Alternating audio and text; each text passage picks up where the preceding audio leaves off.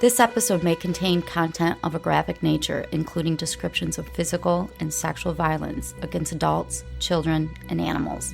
Listener discretion is advised.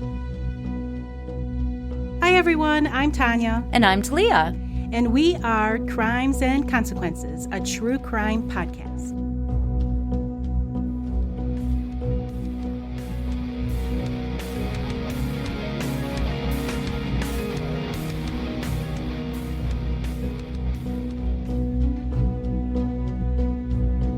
Hey, Tanya. Hi, Talia. Welcome back, everybody, to this week's episode of Crimes and Consequences. This is an oldie but goodie. Oldie but goodie. Yes, you may have heard of him as the lipstick killer. I have never heard of this one. Really? Yeah.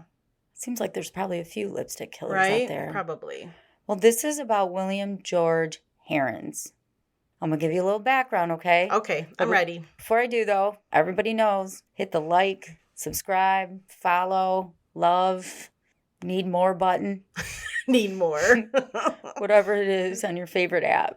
And with that, we're going to dive into this. All right, let's do it. See, I kind of like the older ones a little bit me too. because there's, I don't know what the word is, but there's something interesting about killers that aren't in our time. Like, it just shows that there were killers. Yeah, like throughout time, probably, Yeah, right? Well, of There's course. weirdos everywhere at any time. Yes, anytime absolutely. in our human existence. Okay, so let me tell you about William George Heirens. He was born in 1928. It was on the eve of the Great Depression, and he was raised in Evanston, Illinois. He came from a poverty-stricken home, and his parents, they argued all the time. I mean, they got no money. Yeah, I know. They probably just were. Yeah. Yeah. Fuck. I know. At the age of 11, William claims to have witnessed a couple, we'll say, making love. Oh, no. That's a nice term. Yeah. When he told his mother, she would tell him that all sex was dirty. Oh, great. Gonna give him a hang up. And he would get a disease if he ever tried it.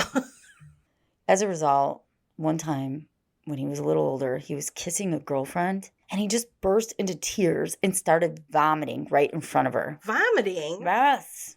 Because it's dirty. It's dirty, and you're going to get a disease. It's gross. Yeah, it's gross. As a child, he was pretty quiet, and he spent most of his time alone. When he became a teen, he just took to the streets in search of what we'll call cheap entertainment.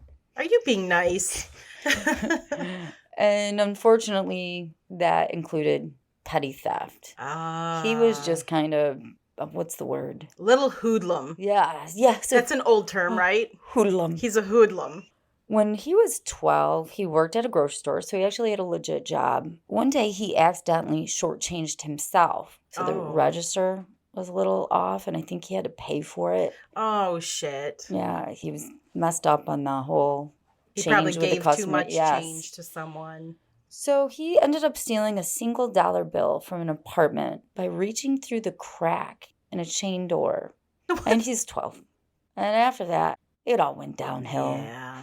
He soon graduated to stealing larger amounts of money and then later personal items from people. That's so fucking creepy. Eventually, William had himself a small collection of stolen items that ranged from the expensive to the more mundane. He had things like cameras, cocktail shakers. Oh, they were probably like sterling silver or something. Guns. Guns? Yeah. And even handkerchiefs.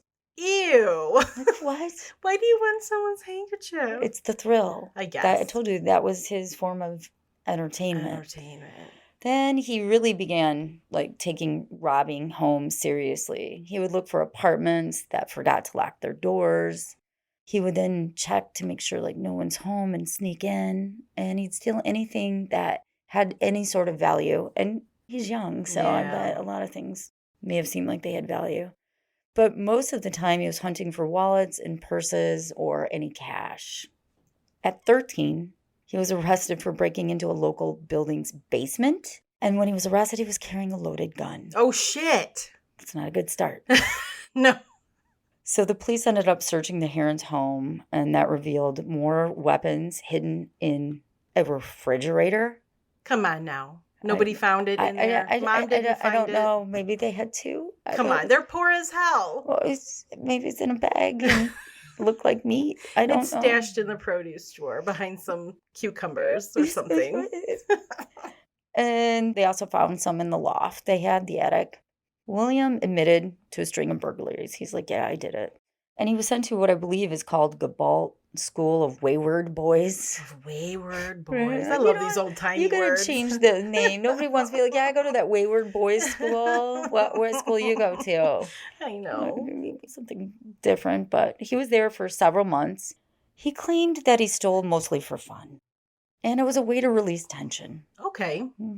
He described it as a hobby for him. Something to do while his parents were busy fighting with each other.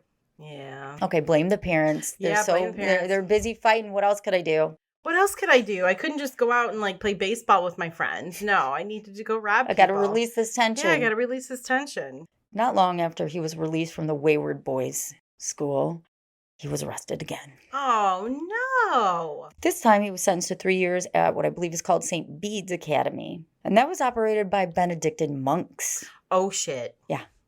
During this That's time. Like being sent to a nunnery. Right? For boys, yes, right? Yes. During his time at the school, he stood out because he was really an exceptional student. He was very smart. He was released when he was 16, and he had such good test scores that he was able to enroll at the University of Chicago. Really? Yeah, he's 16. He's wasting his life. No, he's not. He's going to school. Okay. He was wasting his life. He was wasting, Until he met with the monks. Before he got sentenced to live with the monks. Yeah. Now we know what to do with our kids. While the school proved to be good for him academically, it didn't really help with his what we'll call bad streak. In other words, he was still stealing. Yeah, he's getting his thrills. He's still getting his thrills. As a matter of fact, he was 17 years old when he was at the University of Chicago, and he got arrested again. Oh, shit. William, can't stay out of trouble. No, because he likes the thrill. Yep, that's absolutely it. On June 26th, now we're in 1946, he was robbing an apartment when he was spotted by another neighbor who called the police. Police fired after William pulled out a gun. Oh, no. Yeah. And they managed to fire off 2 shots, but it was a hit over his head, and there was a nearby flower pot. Oh. And it broke, and it ended up rendering him unconscious. So the flower pot fell on his head? I guess. That's kind of crazy. It's like in a movie. That happened to me once, actually. Well, no one was shooting a gun, but I was sitting on my parents' deck, and the flower pot fell and hit me right on the head. That explains a lot. I know.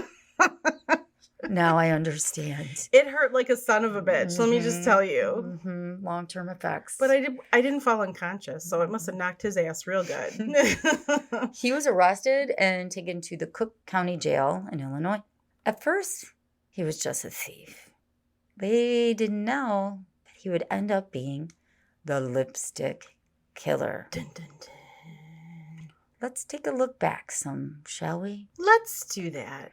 3 terrible murders took place just 5 months earlier, between June of 1945 and January of 1946. So that's an 8-month span. Chicago was on the alert, but the rest of the country was as well. So let me tell you about the first one. It's June 5th, 1945. 43-year-old Josephine Ross, who was 3 times divorced. She was unemployed. She lived with her daughters, Mary Jane, Jacqueline, and I don't know where her other daughter is. They lived in Kenwood Avenue Apartments in the Edgewood district, which is located in Chicago's north side. Her body was discovered at 1:30 that afternoon when Jacqueline came home. She went to work and she would come home for lunch. She found the apartment she lived in with her mom turned upside down. The drawers were pulled out, chairs were knocked over, and newspapers were unfurled across the floor. She ran to her mother's bedroom, and then she saw something she'll never forget. Josephine was sprawled across her bed. Her throat was gashed many times, and there were multiple stabbings. Oh. Her head was wrapped in a dress. Okay, that's weird. Blood was spewed across the room. It was on the walls, the drapes, the furniture. It soaked the mattress. And there was an adjoining room several articles of women's clothing and undergarments. They lay in this pool of bloody water in the bathtub. Oh, that's weird. The only thing missing from the house was some change. Really? Mm-hmm. No fingerprints were found. Only dark hairs that were in Josephine's hand. She was clutching these dark hairs.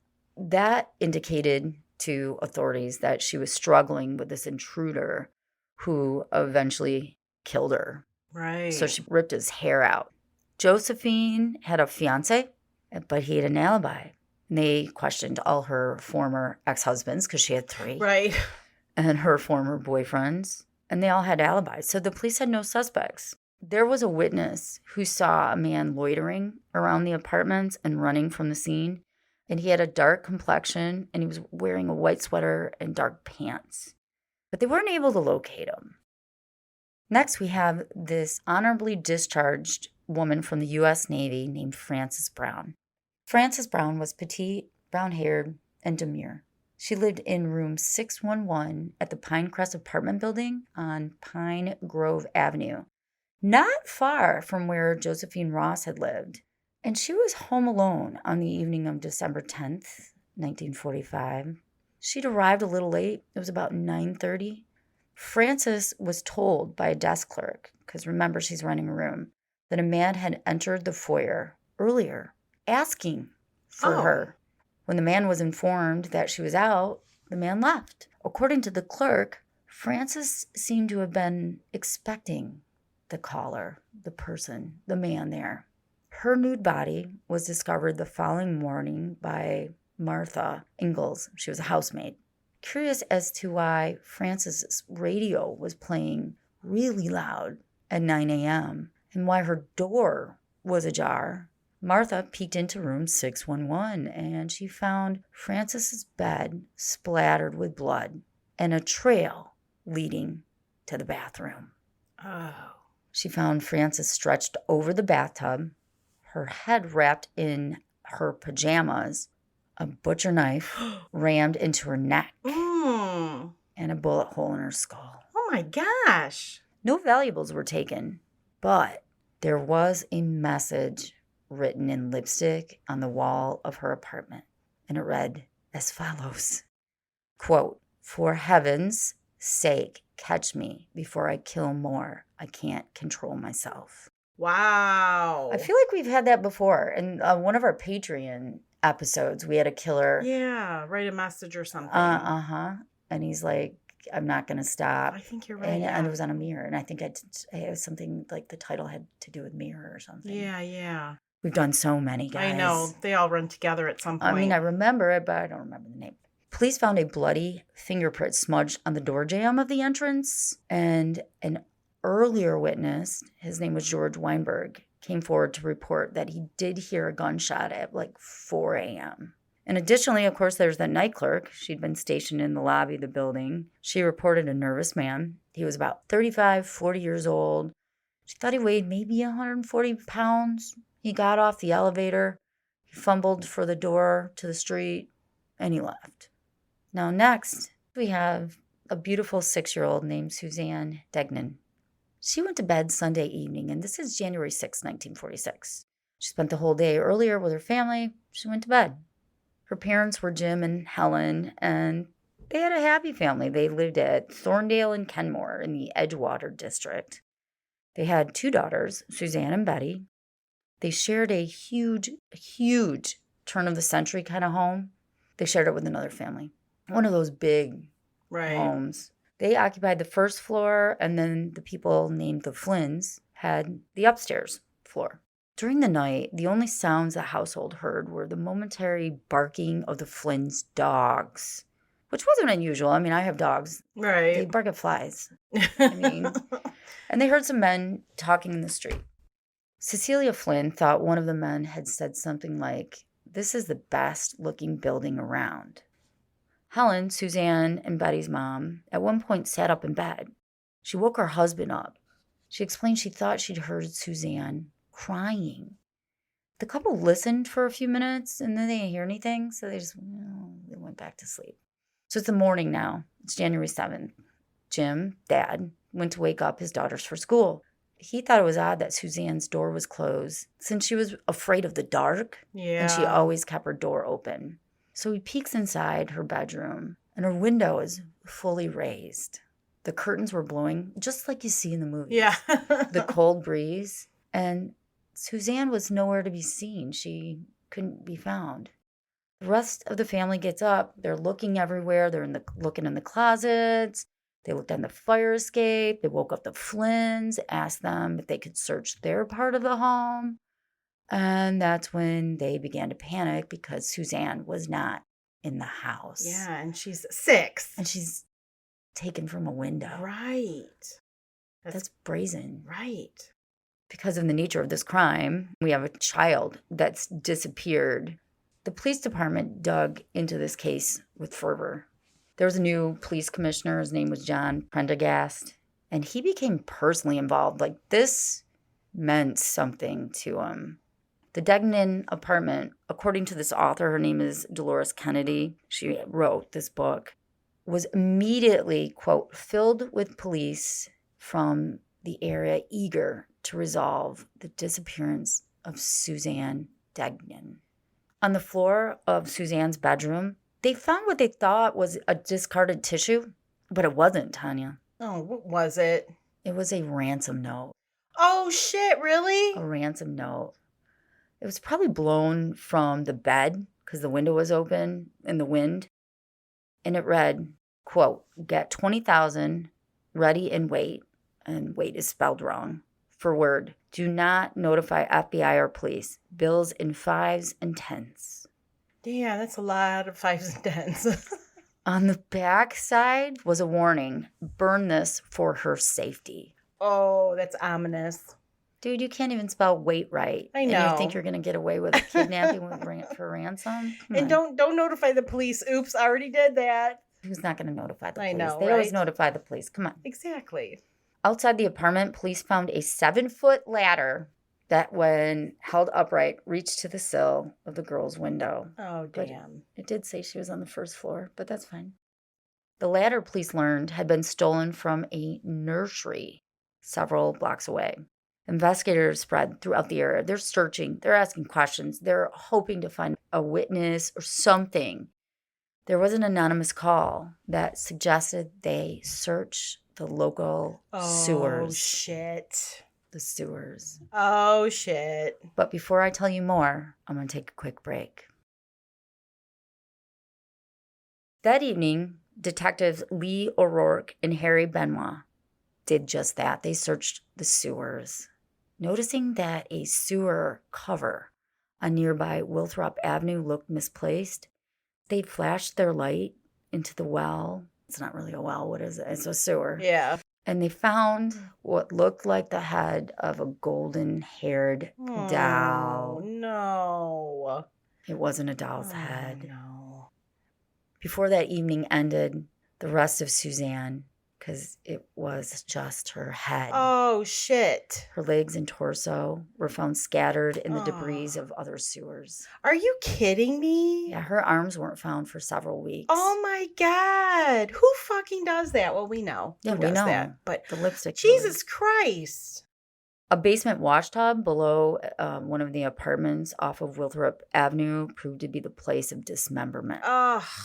So he brought her into an apartment, like a laundry room. Right. And he just cut her up. What the fuck? Like, what the fuck is that? Yeah. And it, like, how are you not worried? That someone's going to walk in? Yeah. They found blood, pieces of human flesh, and Oh. blonde hairs in the drain. Oh, poor little I Suzanne. know, what the fuck is She's this? only 6. What? What's the matter with people? I hate people. I know, me too. I do. Chicago's greatest manhunt, and perhaps one of the most intensive ever conducted in the nation at the time, it was on. Yeah. Police had the task of trying to pluck the killer out of a city of 4 million.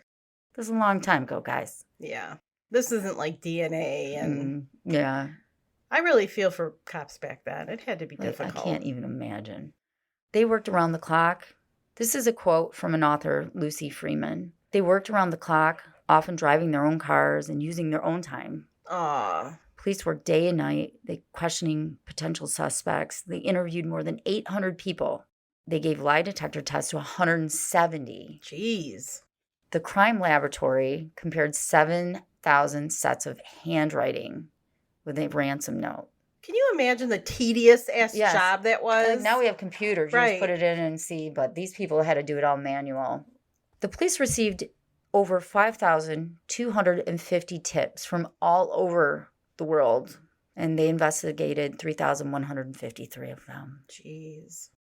Police believed the kidnapper/killer must have driven a car the few blocks to the place of dismemberment. So Suzanne had been put in a car.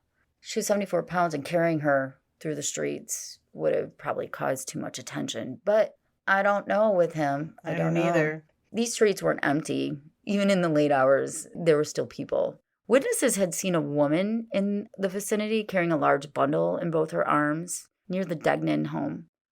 She got into what seemed to be an awaiting automobile where a balding man sat behind the wheel.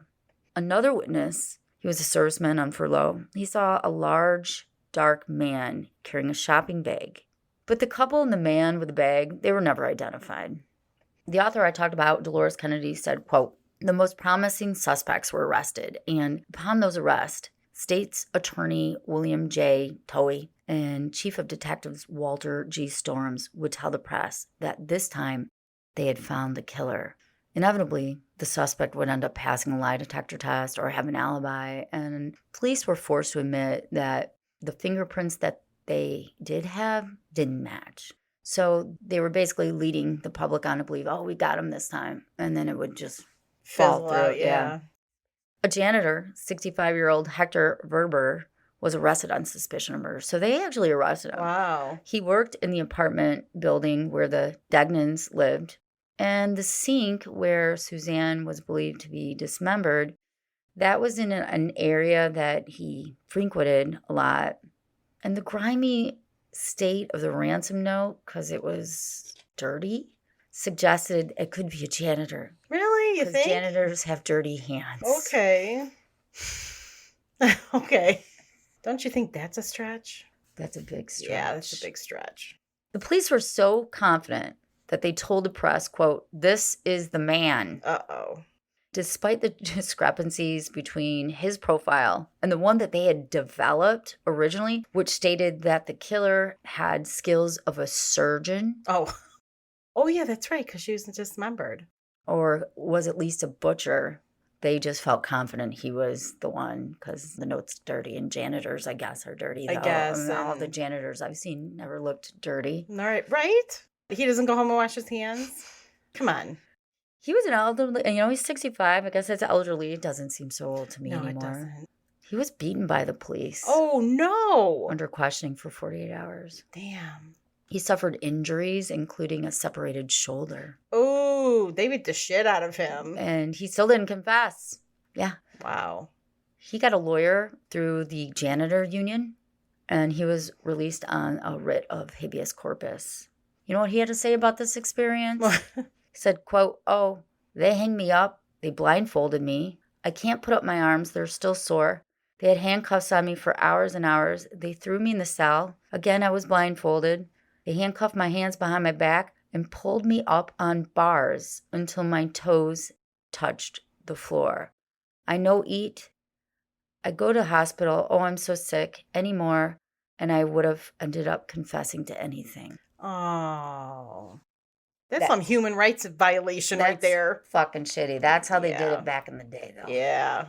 He's lucky he held his ground. Right. Because he'd be hanged, probably. Probably. He ended up spending 10 days in the hospital. Oh, shit. I'm like, what? That's a long time. That's a long time. You can't do that shit. Not anymore. No. Not anymore. They do. But it was determined that Hector. Oh, Hector. Sorry. Couldn't write English well enough to come on. Even by the crude standards of the ransom note, for him to have written it. Like he couldn't read or write. He sued the Chicago Police Department. He sued for $15,000, and you know what the judge did? What? Gave him $20,000. Wow. Wow. Which would be a lot of money today. Yeah. Well, that's what the ransom note was for $20,000. Oh, well. Why he didn't write it. Yeah, exactly. $5,000 of the $20,000 awarded to Hector was given to his wife, as the police had tried to pressure her to implicate her husband in the murder.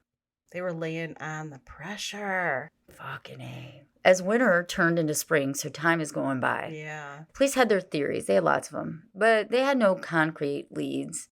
The ransom note had been sent to the FBI laboratories, and I told you there were fingerprints that were found.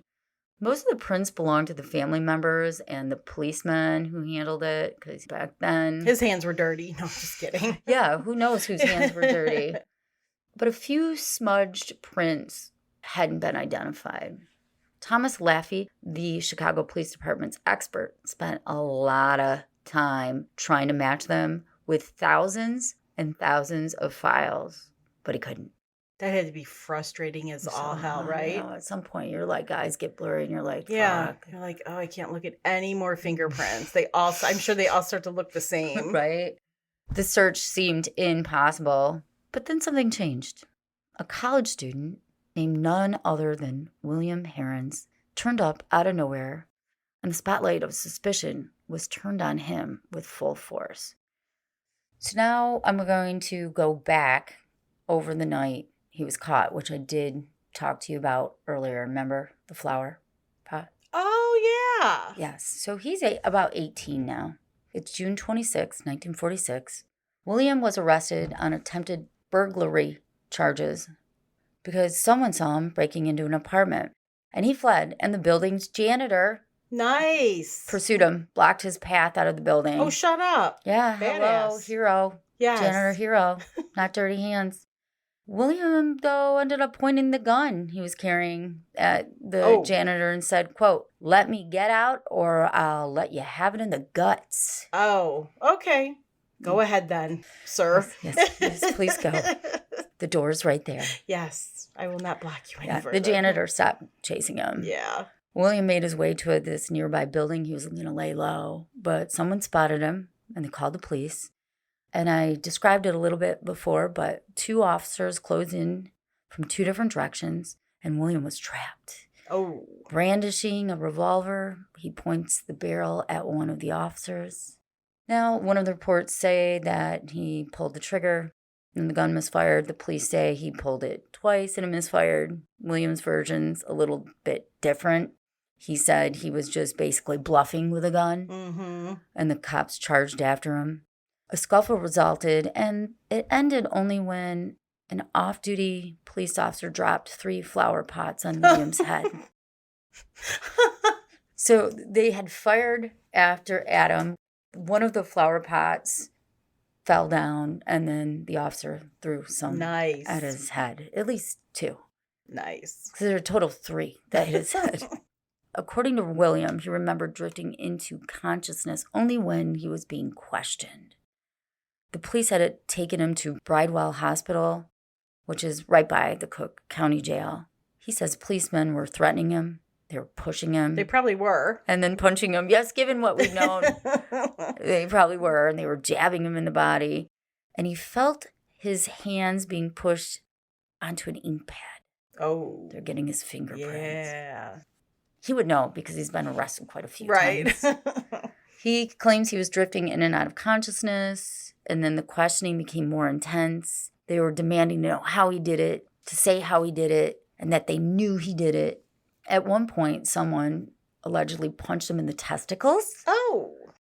Causing him to nearly vomit. They also burned him with ether. Really? How do you burn someone with ether? You pour ether, right? Oh, okay. It's liquid. Yeah. Like alcohol. I think. Okay, I think, right? Thought it was like, I guess it is like chloroform. Yeah, there you go. Whatever, they did it. Wow. Or allegedly. Yeah. William later said he was interrogated around the clock for 6 consecutive days, being beaten and abused by police, and he was not allowed to eat or drink.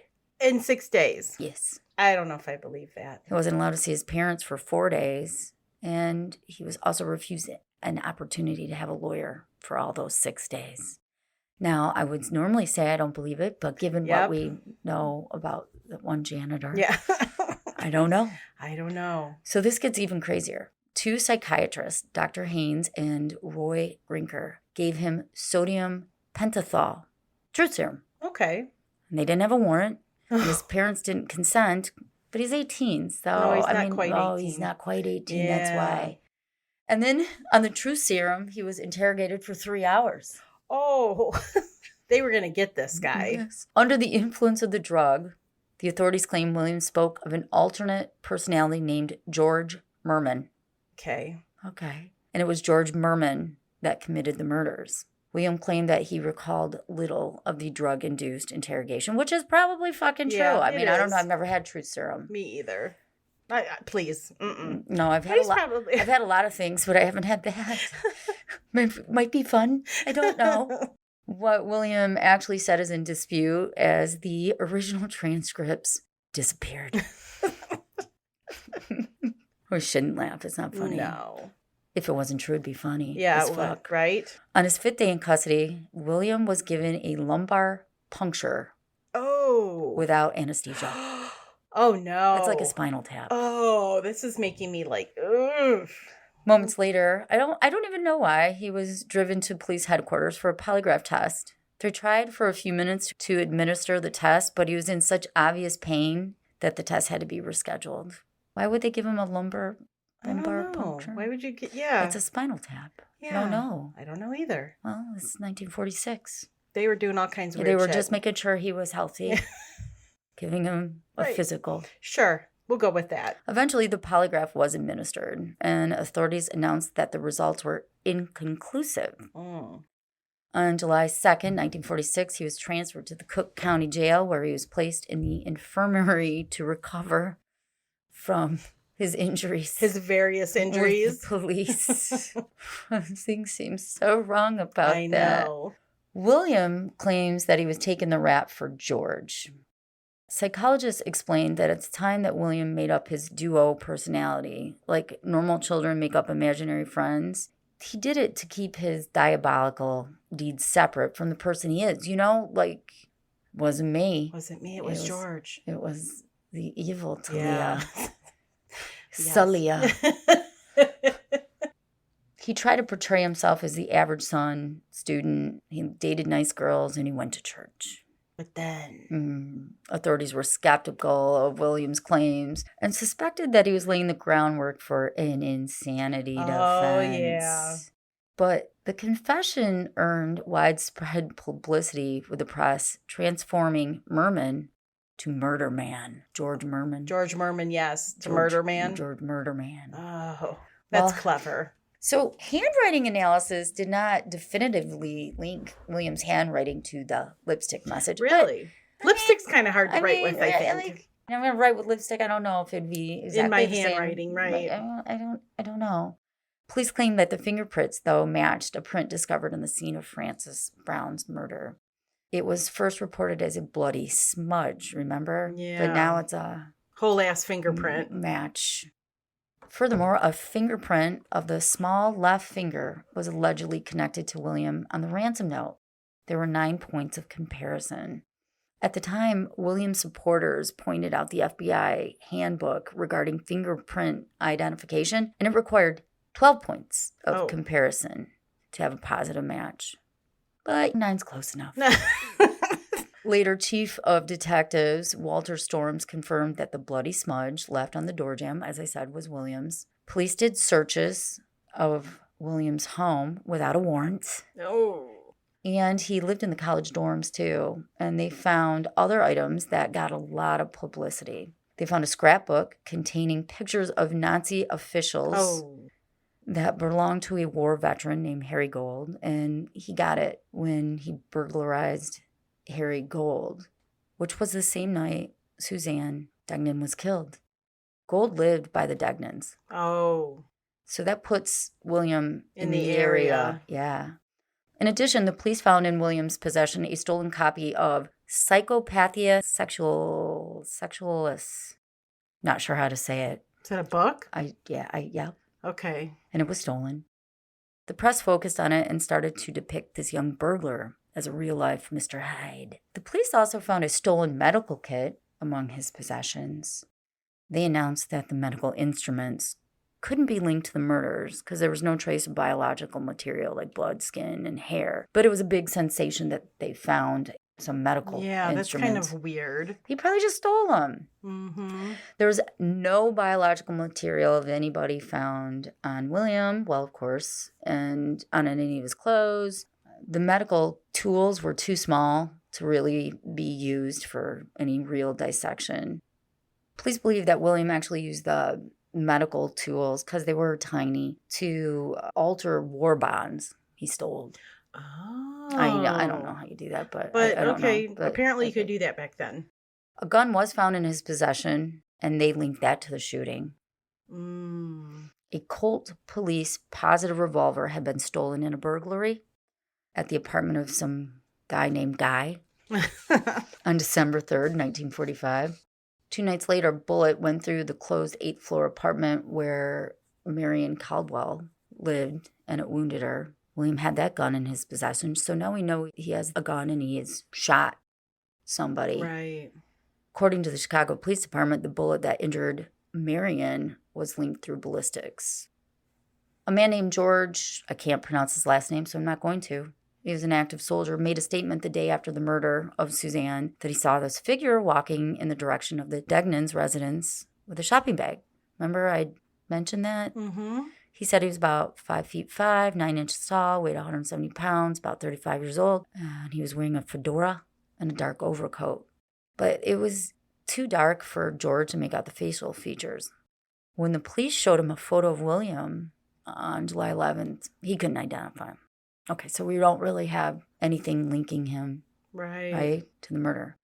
Just days later, on July 16th, during a hearing, George, who couldn't identify him on the 11th, pointed at William and said, quote, "That's the man I saw." Okay.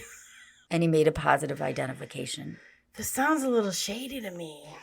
I don't know. I don't know. The Chicago Press stated that this solidified the case against William. I mean, now we have an eyewitness. Sure. Right? And that helped him get his indictment. A little spoiler alert, that testimony was later discredited. Oh. All right, so my shadiness alert is true. It was later discredited. A radio newscast reported on the Chicago Tribune's scoop of the confession which William heard in his cell. A radio newscast reported on the Chicago Tribune's scoop of the confession which William heard in his cell. He was incredulous, stating, quote, "I didn't confess to anybody, honestly. My God, what are they going to pin on me next?" William's lawyers pressured him to take a plea bargain. That's probably a smart thing. Because at this point, they're gonna convict you. Yeah, they're going to. The deal, which was a topic behind closed door meetings, as we know, stated that William would serve 1 life sentence if he confessed to the murders of Josephine Ross, Frances Brown, and Suzanne Degnan. And let's not forget that he did shoot somebody else. But that's just a footnote. Yeah. Except to her. Yeah, right. With the help of his lawyers, they began drafting a confession using the Chicago Tribune article as a guide. Quote, "As it turned out, the Tribune article was very helpful, as it provided me with a lot of details I didn't know. My attorneys rarely changed anything outright, but I couldn't tell by their faces if I had made a mistake, or they would say, 'Now, Bill, is that what really happened that way?' Then I would change my story because obviously it went against what was known in the Tribune." So he had to do a confession. And he based it off this article. At least that's what he said. Yes, because he made a confession and it went against what the Tribune said. Yeah, happened. So he changed his confession to match the newspaper. This all sounds really, really shady. Both William and his parents signed a confession. Okay. The parties agreed to the date of July 30th for William to make his official court confession. On that date, the defense went to the prosecutor's office, where there were several reporters. They were gathered around to ask William questions, and the prosecutor himself made a speech. William looked bewildered and gave a non-committal answer to reporters' questions. He later blamed the prosecutor, saying, quote, "It was the prosecutor himself. After assembling all the officials, including attorneys and policemen, he began a preamble about how long everyone had waited to get a confession from me. But at last, the truth was going to be told. He kept emphasizing the word truth, and I asked him if he really wanted the truth. He assured me that he did. Now, the prosecutor made a big deal about hearing the truth. Now, I was forced to lie to save myself. It made me angry. So I told him the truth, and everyone got really upset. Yeah. Because I feel like what he told them isn't what they wanted to hear. Yes, exactly. So the prosecutor withdrew the previous agreement sentence of 1 life term with a few minor charges and changed it to 3 terms to run consecutively and threatened William with the death penalty. You want to go to trial? Yeah, you want to go to trial? Because if you do and you lose, I'm going to kill you. Yeah. They threatened to charge him with the murder of someone named Estelle Carey. Even though William was attending the Gabault School for Wayward Boys in Indiana at the time, William's own attorneys were really angry at their client for He fucked not everything up. following the plea bargain. The Chicago Tribune's headline read, quote, "Mute Heirens faces trial. Killer spurns mother's fervent plea to talk." Prosecutor announced that he would press ahead to try William for the deaths of Suzanne and Frances. William agreed with a new plea agreement. So William publicly confessed in the prosecutor's office, and he talked, he answered questions, he even reenacted parts of the murder. He did? Yes, that he confessed to. One of the police officers that was really nice to him before changed his opinion on William and believed he was culpable when he heard how familiar William was with victim Frances Brown's apartment. The way he described it and reenacted the murder. William says he just confessed to save his life. I don't know. In his confession, William stated that he disposed of the hunting knife, which he had used to cut up Suzanne, on an elevated subway track near the scene of the murder. The police never searched the track, so he could have. It's probably still sitting there. When the reporters heard about this, they inquired to the track crew if they'd found a knife. They had found a knife. Oh. On the tracks, and they'd kept it in a storage room. Oh. So these reporters were like, fuck, yeah, we got a story here. The reporters determined that the knife belonged to Guy Roderick, which I told you he'd stolen from a guy named Guy. Oh, yeah. Yeah. What he had stolen before was the Colt Police .22 caliber gun, which was found in William's possession. Mm-hmm. On July 31st, he positively identified the knife as his. William acknowledged that he threw the knife there from the train, claiming he didn't want his mother to see it. Okay. He took full responsibility for the 3 murders on August 7th of 1946.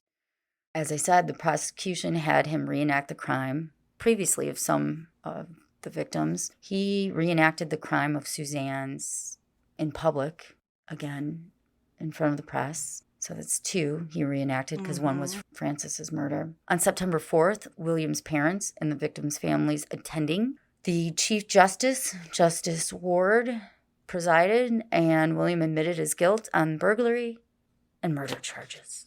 That night, William tried to hang himself in his cell.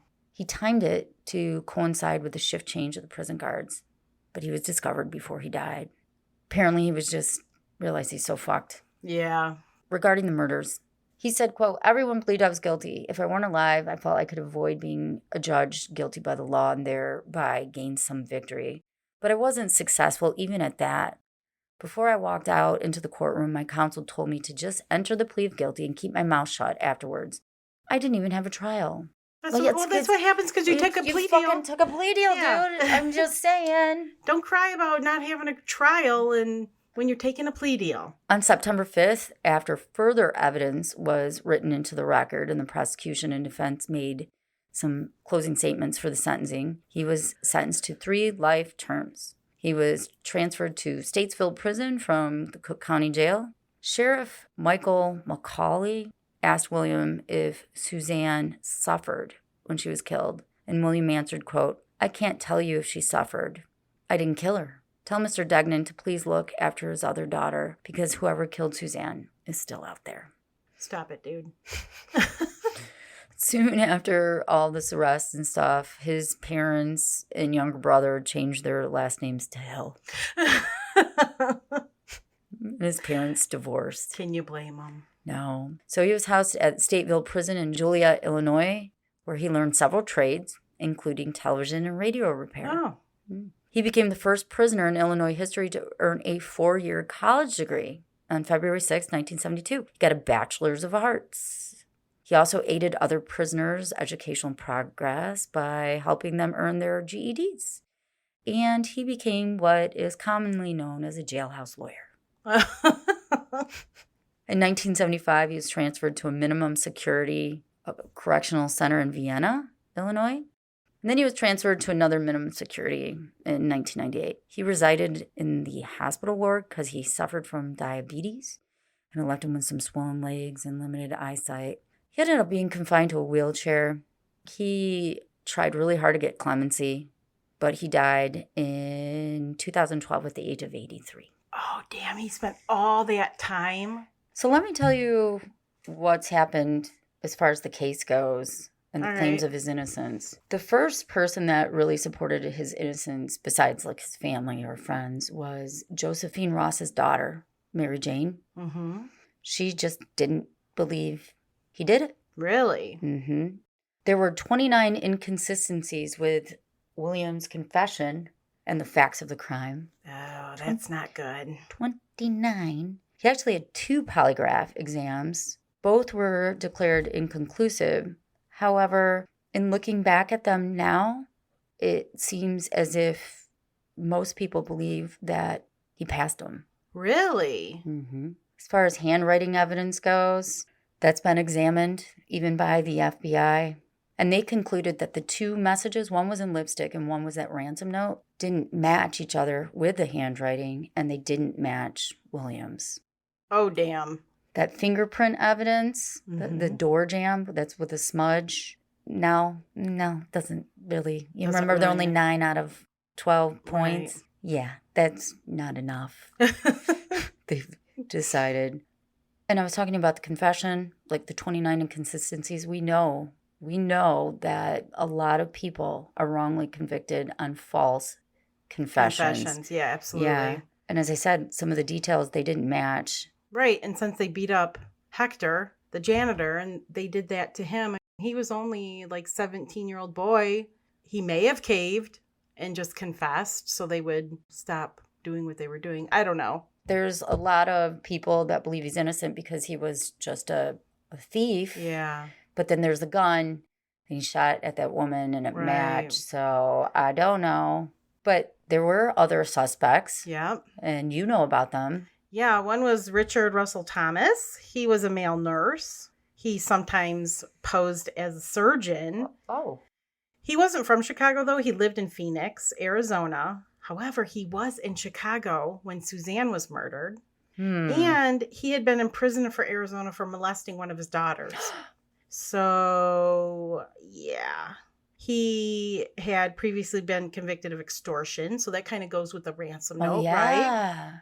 And his handwriting was said to be, quote, very similar to that of the ransom note. He also even confessed to killing Suzanne. He confessed to it? But then he recanted it after William was arrested. Oh, he's like, oh, wait, never mind. Psych. Yeah, he's like, psych, I didn't do He it. didn't. William did. Yeah, so maybe someone else did it. I don't know. For Suzanne, at least, right? Right. Because it just said, they said that the lipstick didn't match. Yeah. I don't know, but then what are the odds of all that happening? Because I was thinking, too, when you were telling me about these victims, it seems kind of strange that he kills a 6-year-old and then he kills, like, 2 grown women. Right. Right? Like, killers don't usually vary up their victims. And going through, the window and kidnapping. Taking her and kidnapping and dismembering versus the other ones. Right? The other one's, like, slit her throat and whatever. So I don't know. This is making me feel kind of uneasy. There might have been 2 killers. Yeah, might have been. I don't know. But we'll never know. We'll never know. Because William got convicted of it and he served. Till he was 83 years old. Damn, that's a long-ass time. Maybe he killed some of them. Yeah, maybe he did. Who knows? I don't either. But that's the story of William Heirens. So I want to thank you guys all for taking the time to listen to us. Reach out to us by email, contact@crimesandconsequences.com, and let us know, did he do it? Yeah, what do you think? I don't know. I don't know either. I'd like to say, oh yeah, I'm glad the asshole's burning in hell, Right. but I don't know for sure. I mean, I can't say that. I know, right? I don't like that. I don't either. I'd like to be able to say someone's a horrible human being. Yeah, I don't know if he was. I don't know. Anyway, okay, all right. And you want to do the closing? Sure, I can do that. You can find us on social media at Facebook and Instagram and at Hardcore True Crime. Sorry, I fucked that all up, but you get what I mean. And then if you would like to join our Patreon, where you get an extra weekly episode. Ooh. And you can get this episode early release and ad-free, go to patreon.com/TNT Crimes. You can also find information about it on our website, crimesandconsequences.com, or you can subscribe through your Apple podcast app if that's the way you listen. And you will have access to so many episodes. So if you can't get enough of us, do it. In case you can't tell, we've done so many. So many. So anyway, it's time to go home. It is. Until our next episode. Don't kill each other. Bye.